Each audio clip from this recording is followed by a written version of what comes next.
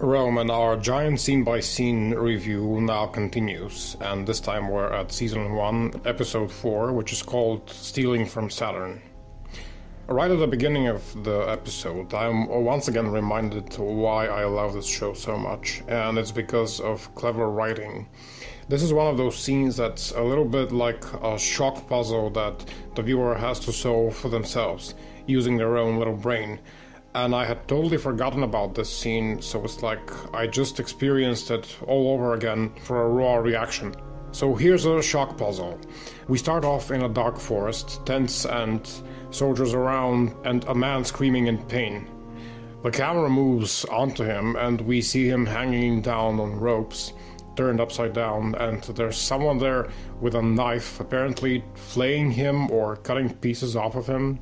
And the moment I saw this, my reaction was like, what the fuck am I looking at? And then right as your brain's trying to figure it out, the show starts to give away the secret, piece by piece, line by line. The camera moves into one of the tents, and we see Pompey and his company sitting around, Cicero, Cato, Brutus, and others. So we realize we're in with the senators who fled Rome before Caesar invaded it. And then we slowly learn what the hell is up with this Ramsay Bolton character who's torturing someone outside. The guy who's being tortured is one of the senatorial soldiers from the last episode who tried to steal the Capitoline gold from Rome and run away with it, and who was then intercepted by Varenus and Pullo. So this guy lost the stolen gold, and then, genius as he was, still came to Pompey's camp, or maybe they just caught him or something. How did he run into them? Was it voluntarily? Because if it was indeed by his own choice, then why are they torturing him for information? Wouldn't he just tell them anyway? I'm at a loss with the logic of this, but it doesn't really matter because the man dies in like 30 seconds. What is important at this moment is that this scene is an introduction to the character of Quintus Pompey, the son of Pompey the Great, and I'm thinking bastard son, if I'm not mistaken. He's also depicted as clearly psychopathic and enjoying torturing and killing people, as more or less a toned down version of Ramsay Bolton, psychopathic but not stupidly cartoonish. As for historicity, I'm not sure how historically accurate this is.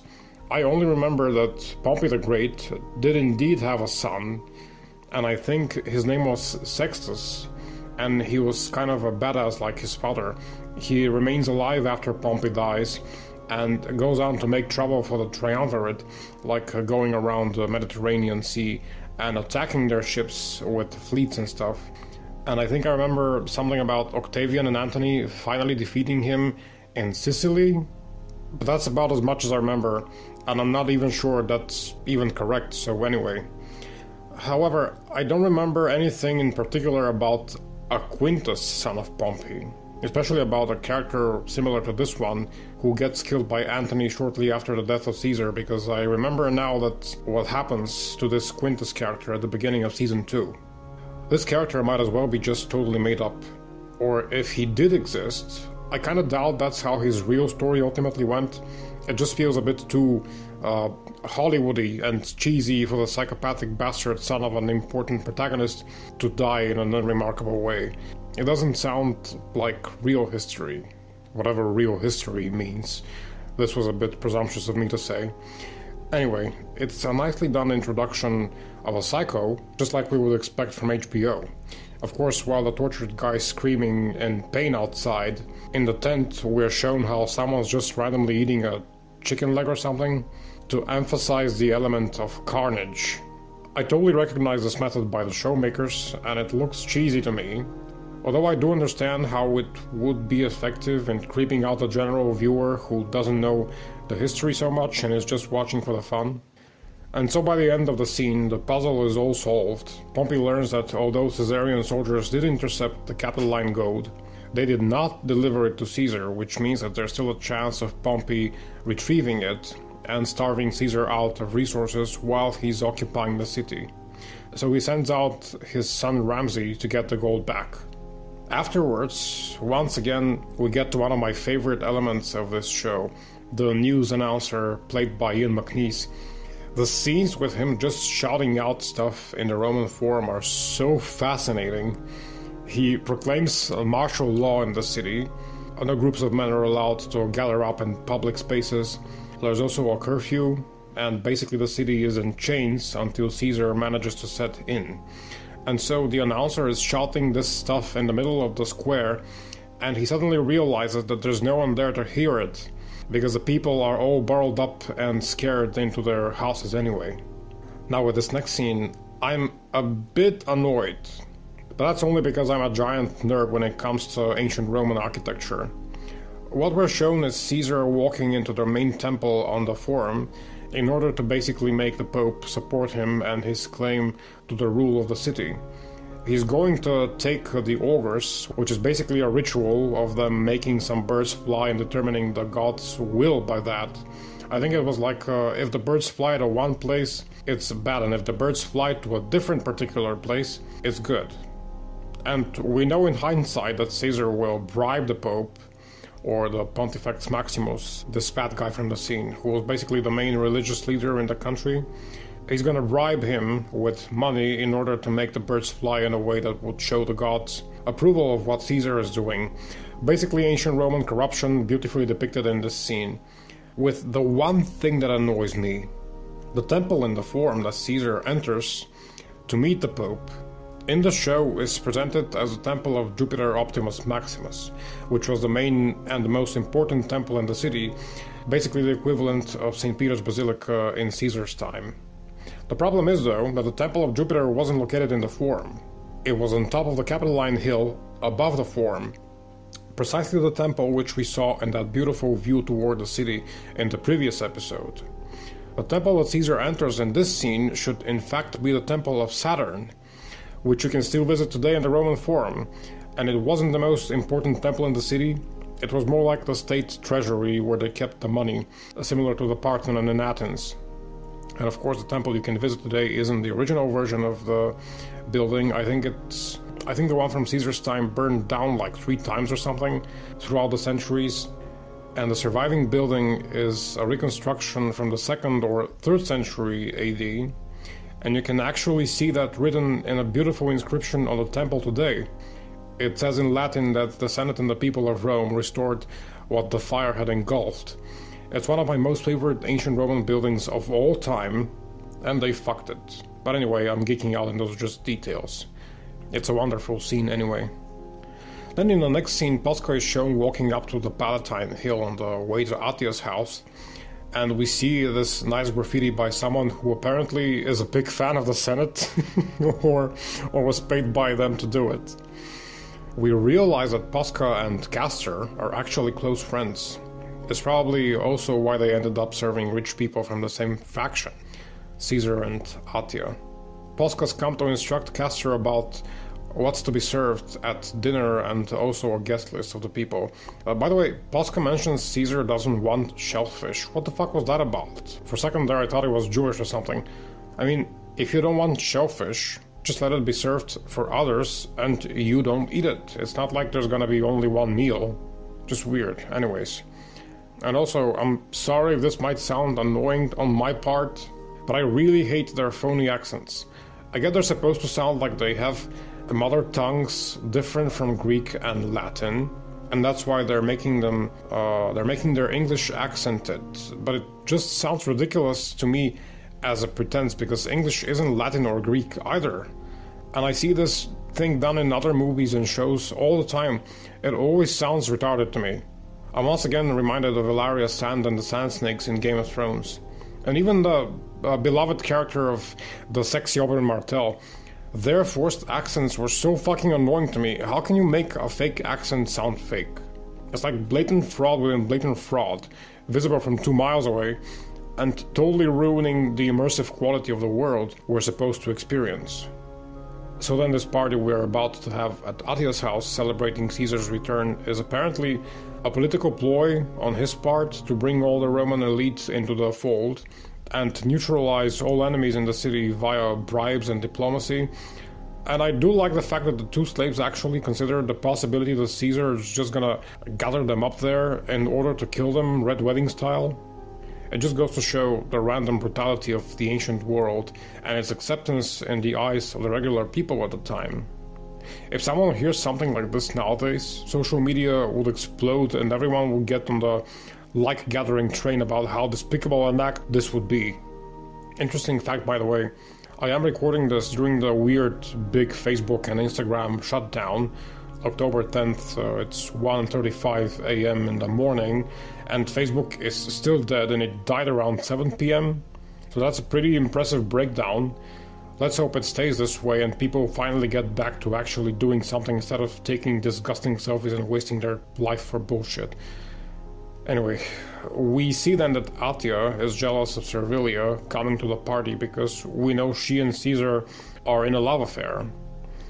And Attia tries to convince herself that Servilia is coming simply because she's the mother of Brutus, and Caesar needs to symbolically honor him as a friend by honoring his mother. Of course we know that's not the case, and Attia is just trying to delude herself.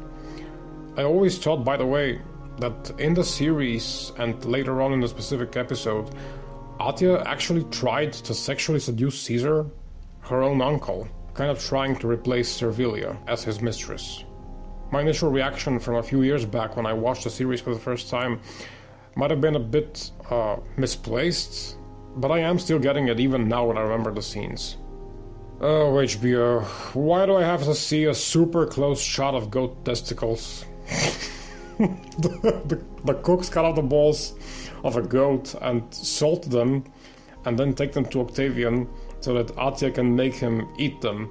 She says he has been developing a distinctly feminine anima and so he needs to eat the goat testicles because apparently that puts oak in his penis.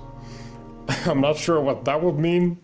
Is she saying it's gonna make his penis grow, or does it just mean that it'll give him an erection and make him more virile and willing to have sex?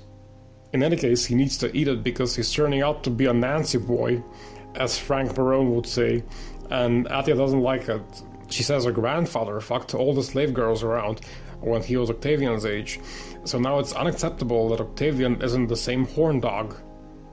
I mean, I really have no comment. I fucking love scenes like this one. Culturally unacceptable in the modern world, politically incorrect and right down offensive, you might say, and at the same time historically accurate. Because in the ancient world, and even in the medieval period, those were the kinds of assumptions that medicine was largely based on. Whatever you need to improve in your own health, you find its close equivalent in animals and literally consume it, in order to translate its effect onto your own body.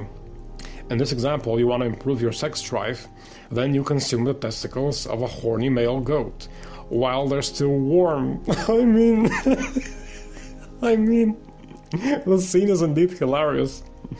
And at the same time, it's culturally fascinating. I could go on talking about such stuff for hours. And by the way, as gross as it looks, stuff like this is not really gone from my own culture nowadays.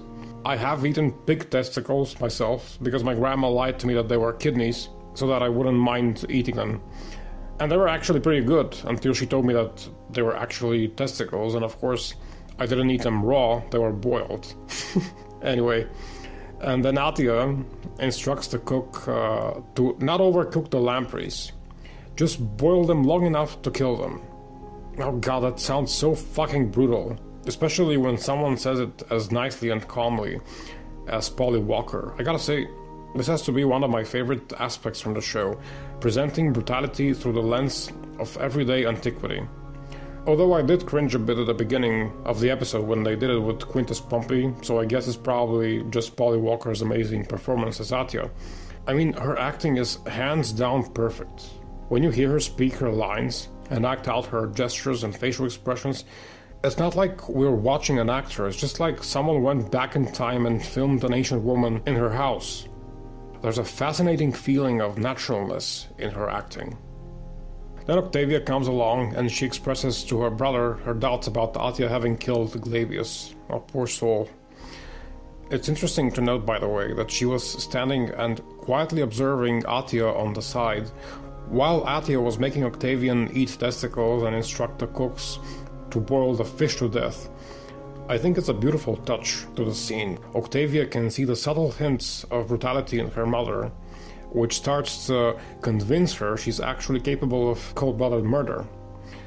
And the actress who plays Octavia, I cannot praise her enough as well. Her acting is just so natural as Polly Walker's. They picked them out so perfectly. The next scene is very beautiful, though I do have to admit I don't understand it at all. There's a girl, and I think it's Serenus' younger daughter, and she's at a shrine of the two-faced god Janus, or Janus as we say in Bulgarian. We can see his separate faces on the bust, and his name in the inscription of the altar. And the girl is, I guess, exchanging grapes from the altar. But why is she doing that? I saw she later runs to take them to Niobe for some reason, but I still don't get the significance of it. She left the nicer batch of grapes at the altar and took the crappier batch of grapes that was previously there. Anyway, I guess we'll find out later. She then runs out of the shrine and towards the forum, where we get once again an amazing view, this time toward the round temple of Vesta. I kind of have a knack of ending the parts of the review whenever we hit beautiful scenes of the Roman landscape, so let's cut this one here as well, and we'll continue with the episode in the second part of Stealing from Saturn.